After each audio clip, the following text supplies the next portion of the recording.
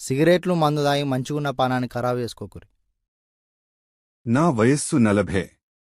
నాకు 19 ఏళ్ళు, 20 ఏళ్ల అమ్మాయిలతో సెక్స్ చేయాలనే కోరిక విపరీతంగా ఉంటుంది.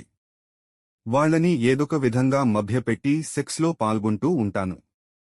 అలా చేసినప్పుడు వాళ్ళు విలవిలా తన్నుకుంటూ ఉంటారు. అయినా నేను వదిలిపెట్టను. ఎంజాయ్ చేస్తాను. దీనివల్ల ఇబ్బందులు కూడా వస్తున్నాయి.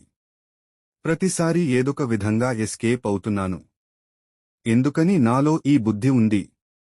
నేను ఇలా ప్రవర్తించకుండా ఉండలేనా? మీకు సెక్స్ వైపరీత్యం ఉంది.